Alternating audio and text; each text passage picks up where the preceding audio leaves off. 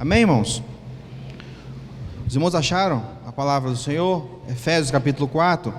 Vamos ler do verso 17 em diante. Eu vou lendo a versão NVI, Nova Versão Internacional. Você pode acompanhar, também aqui na projeção.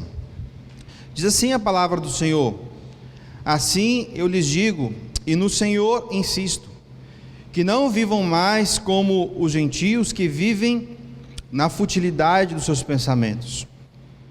Eles estão obscurecidos no entendimento e separados da vida de Deus por causa da ignorância em que estão, devido ao endurecimento dos seus corações. Tendo perdido toda a sensibilidade, eles se entregaram à depravação, cometendo com avidez toda espécie de impureza. Todavia, não foi assim que vocês aprenderam de Cristo. De fato, vocês ouviram falar dele e nele foram ensinados de acordo com a verdade que está em Jesus.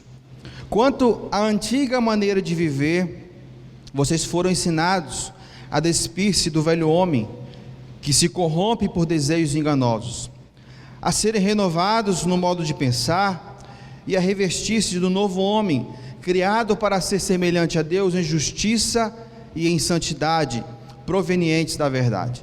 Portanto, cada um de vocês deve abandonar a mentira e falar a verdade ao seu próximo, pois todos somos membros de um corpo. Quando vocês ficarem irados, não pequem, apaziguem a sua ira antes que o sol se ponha, e não deem lugar ao diabo. O que furtava, não furte mais, antes trabalhe fazendo algo de útil com as mãos, para que tenha o que repartir com quem tiver necessidade. Nenhuma palavra torpe saia da boca de vocês, mas apenas a que for útil para edificar os outros, conforme a necessidade, para que conceda graça aos que a ouvem. Não entristeça o Espírito Santo de Deus, com o qual vocês foram selados para o dia da redenção. Livrem-se de toda amargura, indignação e ira, gritaria e calúnia, bem como de toda maldade. Sejam bondosos e compassivos uns para com os outros, perdoando-se mutuamente, assim como Deus perdoou vocês em Cristo. Amém. Vamos orar? Pai, graças te damos por tua palavra, te louvamos, Senhor, por esta manhã, te pedimos, Senhor, a tua graça, ó Deus, a tua iluminação sobre nós, que o Senhor abra nossas mentes, que possamos, Senhor, aprender o que o Senhor tem para nós nessa manhã. Entregamos, Senhor, cada vida, em o nome santo de Jesus. Amém e amém. Queridos, o apóstolo Paulo, ao escrever essa carta aos Efésios, ele estava preso, e ele mesmo explica a sua condição, no capítulo 3, verso 1, ele vai dizer assim: por esta causa, eu, Paulo, sou prisioneiro de Jesus Cristo, por vós, os gentios. Evidentemente, esse aprisionamento é o mesmo citado pelo apóstolo em sua carta aos Colossenses. Ele vai dizer assim: orando também juntamente por nós, para que Deus nos abra a porta da palavra, a fim de que falarmos do mistério de Cristo, pelo qual estou também preso. Então, o apóstolo Paulo, ao escrever essa carta à igreja de Éfeso, ele estava preso. Os estudiosos que reconstroem essa cronologia do Novo Testamento, em especial o ministério do apóstolo Paulo, explicam que esse aprisionamento ao qual Paulo fala é provavelmente aquele que Lucas registra em Atos 28.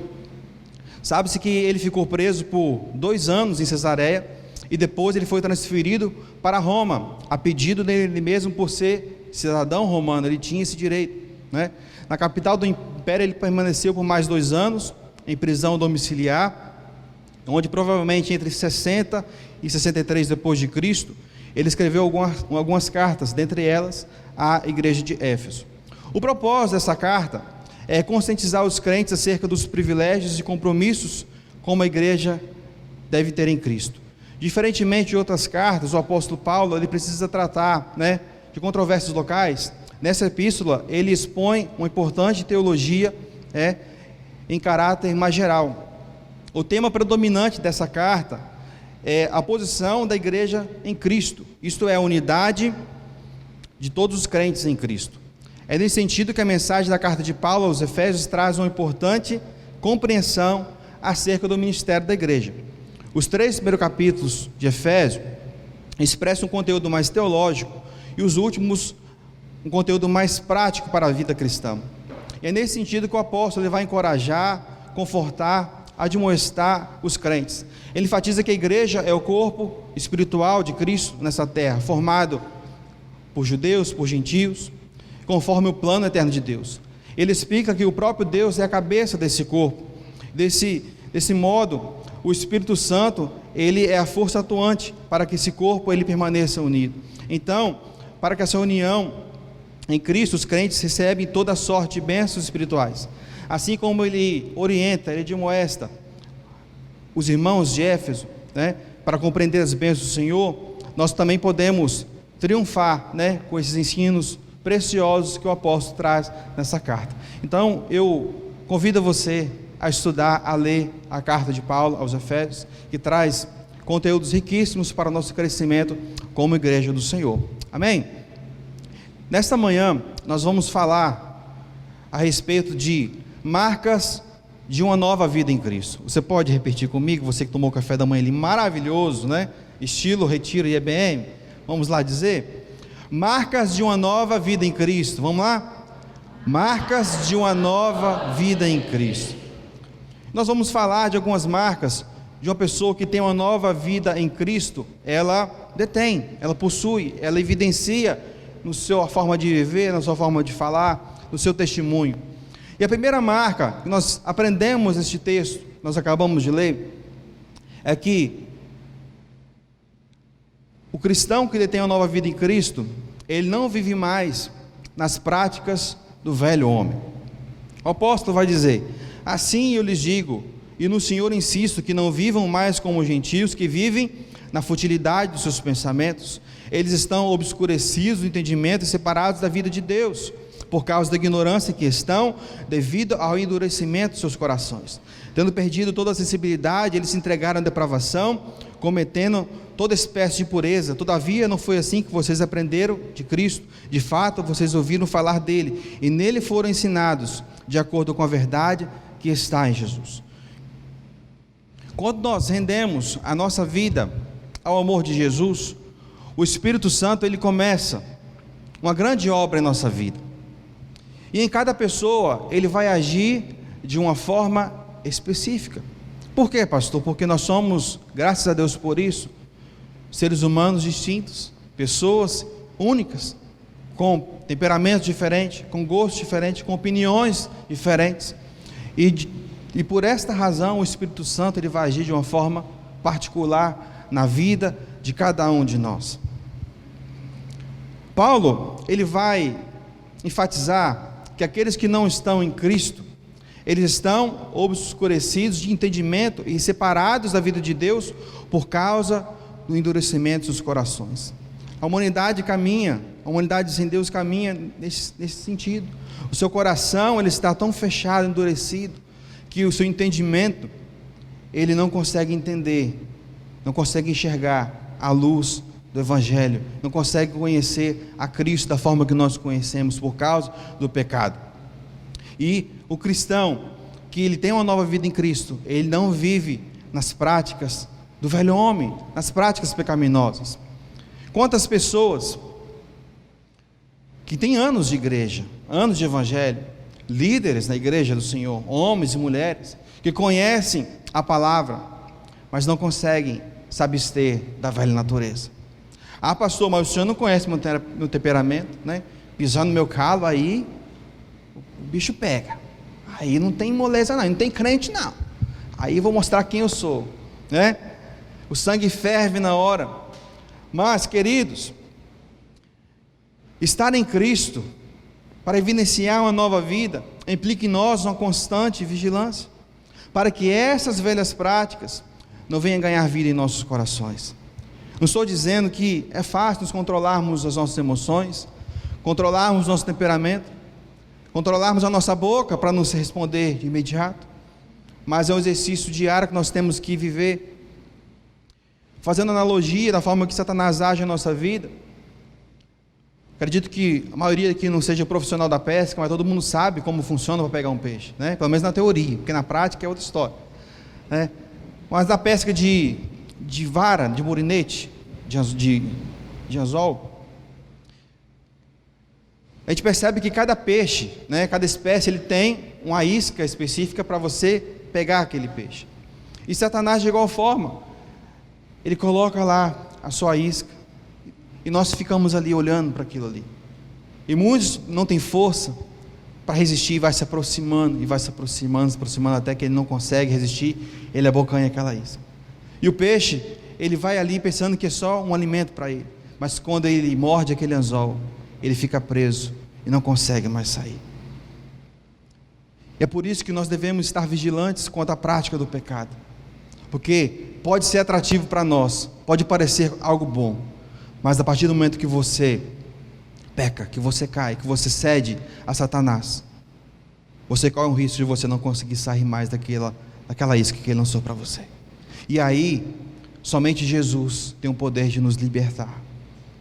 Então, queridos, a palavra de Deus vai dizer: você que está de pé, vigie para que não caia. Nós temos que andar em constante vigilância, para que não olhemos para o velho homem, para a velha natureza. Nós temos Cristo em nossa vida, nós temos que evidenciar que nós somos de Deus, que somos transformados, que somos diferentes. Como eu falei, não é fácil lidarmos num momento de raiva, num momento de tensão, de discussão, nós controlarmos o nosso ser, mas nós temos que lembrar que nós servimos a Jesus, nós representamos um reino nessa terra, que o nosso falar tem que condizer com Jesus, que o nosso temperamento tem que refletir que Jesus transformou a nossa vida, que aquilo que nós praticávamos mais, aquilo não pertence mais à nossa vida, aquilo não é para nós mais, aquilo que o velho homem vivia, e nós devemos buscar a se parecer com Jesus, em nossa forma de viver, policiar o nosso coração, a nossa mente. Nosso testemunho tem que revelar que nós temos uma nova vida em Cristo Jesus. Ah, pastor, mas eu não tenho força, eu não consigo. Clame ao Senhor, busca Ele. O provérbio vai dizer que aquele que confessa e deixa, ele alcança a misericórdia. Você tem que se posicionar perante o pecado, se arrependa com sinceridade e alcance o perdão do Senhor. Estar na presença de Deus é o melhor lugar que nós podemos estar.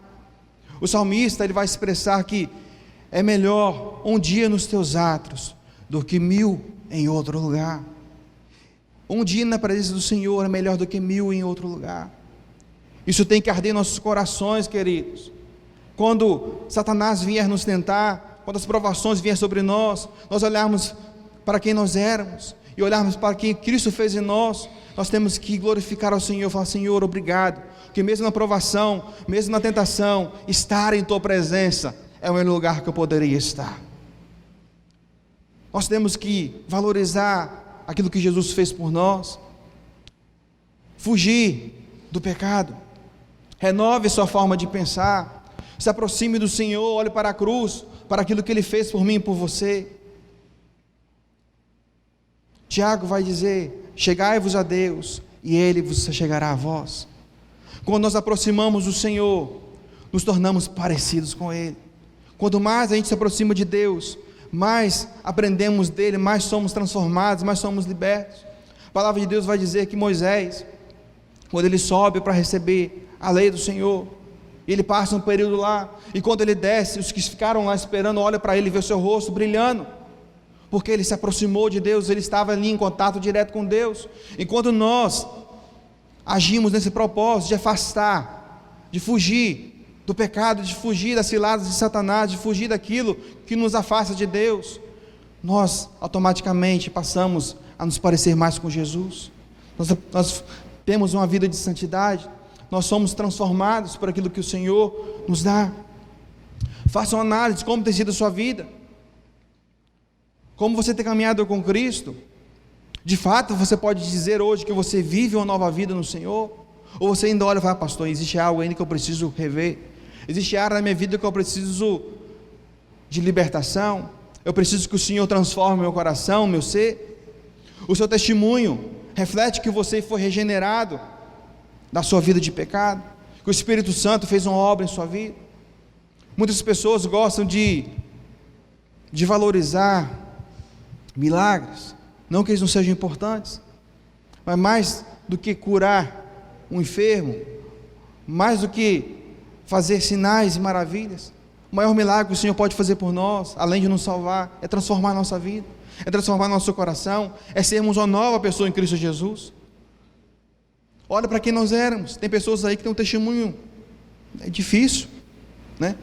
Tem muitos crentes que acham bacana ter um testemunho ruim, eu era isso, eu eis aquilo, mas isso é motivo de nós olharmos para a nossa vida e glorificarmos o Senhor, porque se não fosse por Ele, nós estávamos perdidos, nós estávamos condenados à perdição eterna, a viver longe do Senhor, mas a misericórdia do Senhor, a graça, o favor imerecido dele nos alcançou, e o Espírito Santo transforma a nossa vida, nos liberta, nos regenera, nos faz nova criatura, nova pessoa, filho de Deus, por aquilo que Ele é em nossas vidas.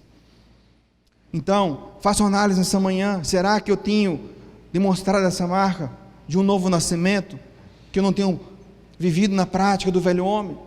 Eu tenho lutado todos os dias para ser parecido com Jesus? É uma reflexão que nós temos que fazer nessa manhã como igreja. Aqui é o lugar que nós somos confrontados. Dizer que o Senhor te ama é muito bom, dizer que você vai morar no céu é maravilhoso, dizer que o Senhor vai te abençoar traz alegria ao nosso coração, mas a palavra de Deus nos confronta, nos adverte, nos faz a permanecer no caminho. É necessário um compromisso, uma dedicação, um zelo, para que aquilo que Cristo fez em nossa vida perpetue até a sua vinda, para que a gente não venha perder as bênçãos que Deus tem para nós, por causa do pecado. Amém, queridos? Amém. A segunda marca de uma nova vida em Cristo é que essa pessoa ela busca viver em santidade. Verso 22 e 23 vai dizer assim: quanto à antiga maneira de viver, vocês foram ensinados a despir-se do velho homem que se corrompe por desejos enganosos, a serem renovados no modo de pensar, a revestir-se do novo homem criado para ser semelhante a Deus, em justiça e santidade provenientes da verdade. Servir ao Senhor, amados, implica em nós um compromisso diário em nosso relacionamento com Deus. Nós gostamos de declarar que amamos o Senhor, mas se de fato nós amamos, devemos zelar por esse relacionamento com Deus. Parar de buscar o Senhor por interesse, por conveniência. Quando nós estamos numa situação que a gente olha e fala assim: não tem mais jeito, eu não consigo resolver com as minhas forças. Aí eu lembro: eu tenho um Deus que pode me ajudar, eu tenho um Deus que pode me socorrer, eu tenho um Deus que pode trazer a provisão. Temos que parar de relacionar o Senhor por interesse.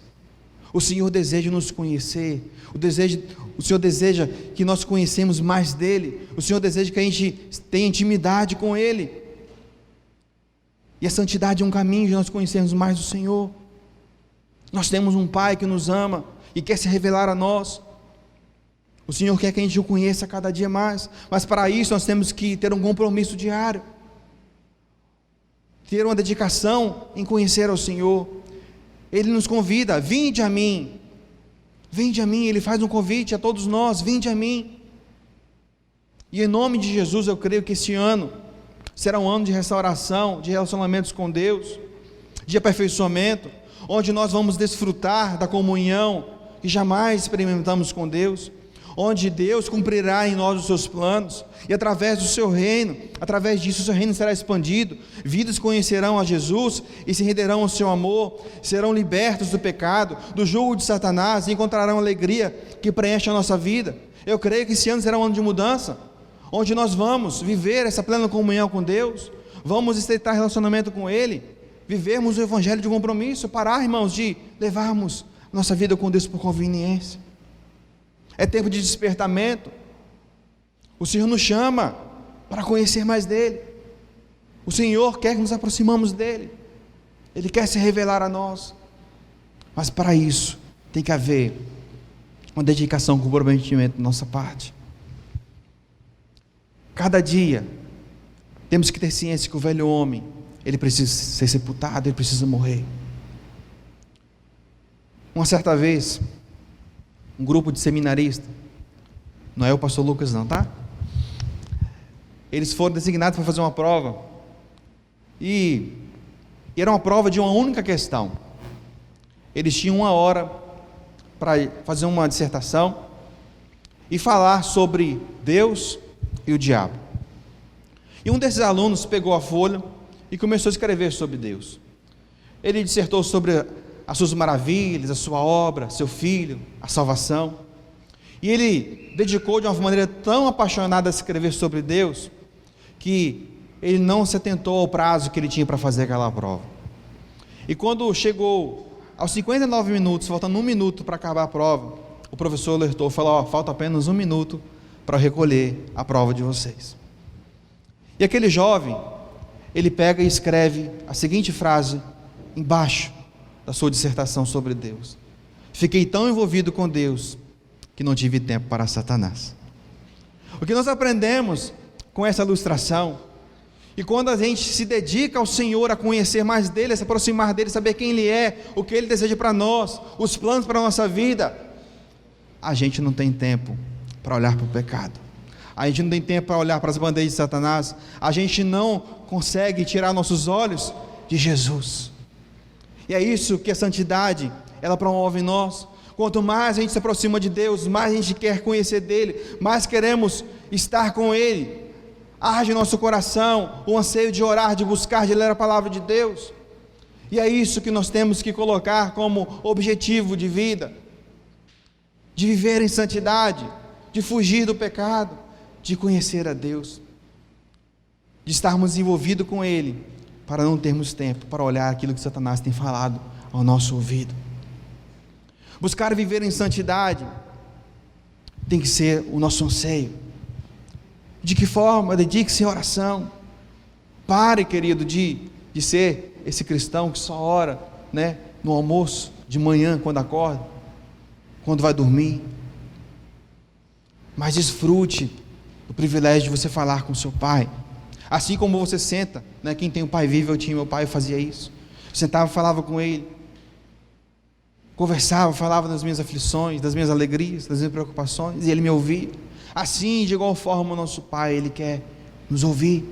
E a oração é essa ferramenta que muitos só querem usar para pedir: Senhor, eu quero. Mas converse com o Senhor, fala: Senhor, eu quero ouvir a tua voz. O que o Senhor tem para me dizer? Eu quero desfrutar de um momento de qualidade com o Senhor. Eu sei que todo mundo trabalha, todo mundo é atarefado, mas dedicar ao Senhor não pode ser uma sobra de tempo, não pode ser quando eu tiver tempo, quando eu quero, quando eu posso, mas tem que ser em primeiro lugar em nossos corações. Eu tenho que acordar no meu dia e falar: Senhor, bom dia, que noite abençoada o Senhor me concedeu. Querido, quando você começa o seu dia centrado no Senhor, você pode passar por provação, por estresse, ou se não passa, mas você tem a certeza que o Senhor está ali, te contemplando, te auxiliando nas suas dificuldades. Eu não sou o expert para falar nisso, mas buscar a santidade com Deus se assemelha a um exercício diário, Quem pratica, eu não pratico isso, Quem pratica uma atividade física rotineira, sabe que não é fácil. Tem dias que você fala assim: pai, não quero fazer isso não quero ir para a academia não quero malhar não, mas sua mente fala assim: não vai porque é bom para a sua saúde, vai porque você precisa, você tem um problema, sei lá, de coluna, problema em uma parte do seu corpo, porque você precisa estar em forma, e você mesmo não querendo, mesmo sendo difícil, mesmo sendo custoso, você se esforça e vai por um benefício que isso vai te proporcionar. E dedicar-se ao Senhor não é fácil, querido, é difícil. Você colocar a sua mente cativa em obediência a Deus e a sua palavra não é algo fácil, mas é algo que vai trazer um benefício imensurável para a sua vida. Você estar mais próximo de Deus, aos pés de Jesus. Nada nesse mundo se compara. O pecado pode ser atraente, mas o seu destino final é a morte e a condenação eterna longe de Cristo. Mas se nós estivermos aos pés da cruz, aos pés de Jesus, firmados na rocha, querido, o benefício final é estarmos com o Senhor na glória. E é por isso que nós temos que buscar viver em santidade e retidão. Não existe uma receita de bolo para você faça isso que vai dar certo. Não, mas tem que haver em nós um anseio, um desejo de estar com o Senhor. E isso que tem que arder em seu coração. Ore nesse sentido, fala: Senhor, Eu não tenho força, eu não consigo me dedicar a uma rotina de um devocional de qualidade, eu não consigo me dedicar a uma leitura da palavra de Deus, eu não consigo dedicar um tempo de oração, mas o Senhor pode me capacitar, o Senhor pode me transformar, o Senhor pode me fazer novo a cada dia. O Senhor é poderoso, querido, para fazer infinitamente mais do que pedimos, pensamos ou imaginamos. O Senhor, Ele está atento aos nossos ouvidos, às nossas orações, Ele está com os ouvidos atentos a nós, os olhos estão olhando para nós, e nós estamos aí perdendo a oportunidade de estar mais perto de Jesus. Tessalonicenses vai dizer: porque Deus não nos chamou para a impureza, mas para a santidade. O Senhor nos chamou não para viver no pecado, Ele não nos criou para viver longe dEle, e o desejo dEle é que a gente viva em santidade. Ele vai dizer: sede santo, porque eu sou santo. Nós somos filhos de Deus e temos que parecer com Ele, nós temos que seguir o exemplo de Jesus nessa terra, nós temos que viver uma vida de retidão, ser um exemplo, ser luz para os que estão na escuridão. O Senhor não nos chamou para a impureza, Ele nos chamou para a santidade. Então, coloca como objetivo desse ano, de buscar a santidade, de ser transformado, de ser renovado a cada dia, de estar cada dia longe das impurezas do pecado. E a terceira marca de uma nova vida em Cristo é que essa pessoa ela tem um coração transformado. Verso 31 vai dizer: livrem-se de toda amargura, indignação e ira, gritaria e calúnia, bem como de toda maldade. Sejam bondosos e compassivos uns para com os outros, perdoando-se mutuamente, assim como Deus perdoou vocês em Cristo. Um coração transformado, não há espaço para amargura, para rancor, sentimentos que toda maldade do pecado produz em nosso coração. Quantos irmãos têm aprisionado a amargura, ao rancor, né? O irmão pisou sem querer no dedinho dele no culto, nossa, ele leva aquilo até o final do ano. Não, mas não, pastor, não, mas foi de propósito, ele viu meu dedinho ali dando mole e pisou em cima, não vou perdoar ele não, né? Ele pode pedir, mas eu não consigo, né? É mais forte do que eu. Queridos, quantas vidas estão travadas, pessoas infelizes, amarguradas, porque não tem um coração transformado, não consegue deixar o Espírito Santo entrar ali e mudar, colocar um coração que ama, que perdoa, que obedece a palavra de Deus. Nós cantamos um louvor aqui na igreja que fala assim: dá-me um coração igual ao teu, meu mestre. Quantos conhecem esse louvor, né? Cantamos isso, a lágrima corre no olho assim, ó. Dá-me um coração igual ao teu. Mas na hora de perdoar, aí rapaz, aí não é o coração igual ao de Deus não, aí o coração é igual ao do homem. Entenda, querido, perdoar pela palavra de Deus não é uma decisão que você tem que tomar, mas é um mandamento que você tem que obedecer. Mas isso não precisa ser um fardo. Você não precisa, né, ir parar no médico para perdoar alguém. Não, vou ter que tomar um remédio aqui porque eu perdoei fulano, foi difícil demais. Você precisa ter entendimento que quando você perdoa, quando você se humilha, você reconhece suas falhas, bênçãos do céu são destravadas sobre nós, né? Aquilo que estava travando nosso coração, para até ser o Senhor que o liberta, e a paz reina no nosso coração. Quantos de nós tivemos essa experiência? Eu, querido, mais do que nunca. Eu fico agoniado quando algo está errado com alguém, eu não tenho paz no meu coração, né? Posso até não conseguir resolver tão rápido, mas aquilo não traz paz no meu coração enquanto eu não resolvo, né? E minha esposa desfruta dessa bênção, né? Que ela pode estar certa, pode estar errada, que eu não vou esperar ela me procurar porque eu não consigo. Aí ela fala assim: tudo bem, vou ficar aqui que ele vai me procurar. A minha esposa é uma bênção, viu? Ela reconhece suas falhas, ela me pede perdão, não tanto quanto eu, mas ela faz. Minha esposa é uma bênção, glória a Deus por isso. Queridos, quando nós perdoamos e nos humilhamos, nós alcançamos bênçãos do Senhor, somos libertos da tristeza, da angústia, da raiva, do rancor, encontramos paz que só o Senhor pode nos dar, quando liberamos o perdão e quando reconhecemos que falhamos.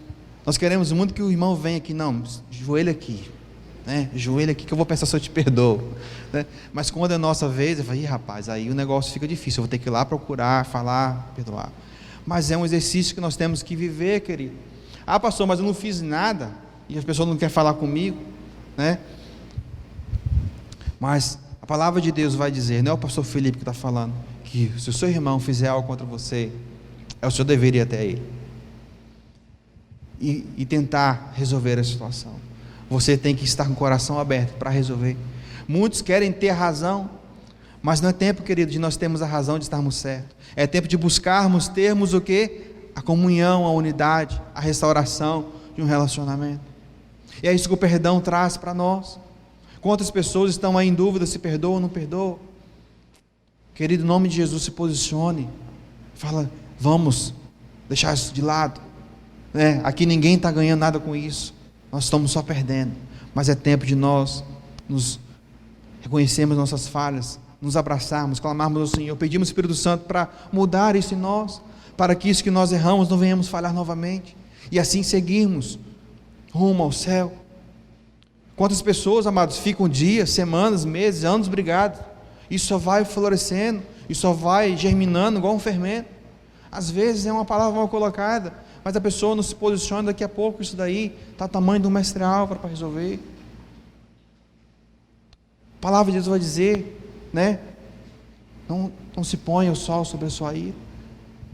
Se você errou, busque acertar de imediato. Não espere que Satanás use disso para fragilizar a sua vida, para perder relacionamentos, para perder amizades, para perder pessoas especiais que Deus colocou na sua vida. Pois, graças ao amor de Deus, nós somos perdoados. E é o maior exemplo para nós praticarmos o perdão, para nós termos um coração transformado, é nós olharmos para aquilo que Jesus fez por nós. Se nós olharmos para nós mesmos, nós olhamos assim, nós sabemos que nós somos indignos, nós somos imerecedores por aquilo que nós somos, pela maldade que é em nós, mas o Senhor, Ele nos amou de uma forma imensurável, e através de Jesus, nós fomos perdoados, nós fomos regenerados, o seu sangue nos purificou, e o Senhor nos perdoou, e nos levará para a eternidade. Se o Senhor, olhando para nós, aquele que nada fez, nada errou, o perfeito, o santo, olhou para nós, pecadores, imerecedores, e Ele nos perdoou, quanto mais nós, quando olhamos para o nosso irmão, que é falho como nós mesmos. Uma marca de uma nova vida em Cristo é um coração transformado em todos os aspectos, um coração que policia a sua fala, que não tem palavras torpes em sua boca. Quantos cristãos, querido, que não conseguem se libertar da prática do palavrão? Misericórdia. O crente ali daqui a pouco solta sem perceber, dá um mau testemunho, fala mal de Deus e o mundo, é trambiqueiro, deve todo mundo, nome sujo, não tem compromisso com a obra de Deus, e fala, não, sou servo de Deus. Pelo amor de Deus, querido, você está envergonhando aquilo que Cristo fez na cruz do Calvário. Se arrependa, aceita Jesus, seja transformado, seja liberto, tenha uma vida transformada pelo Senhor, em toda a sua forma de viver, que o seu coração seja transformado, pois o que o Senhor fez por mim e por você foi algo grandioso demais para a gente ser orgulhoso e não querer ser transformado pelo Espírito Santo.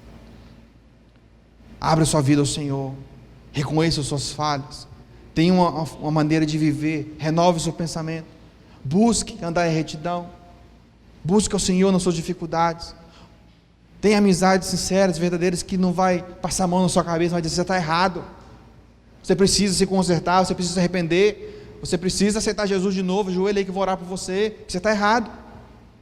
Nós precisamos de ter amizades assim, nós precisamos ser fortalecidos, precisamos entender que o Senhor está voltando, queridos. Nós estamos aqui brincando de ser crente. Jesus pode voltar a qualquer momento, e como está a nossa vida, como está nosso caminhar, como está nosso coração. Será que nós estamos evidenciando novamente a pergunta que eu faço para os irmãos? Que temos uma novidade de vida? Que fomos transformados, que fomos libertos do velho homem?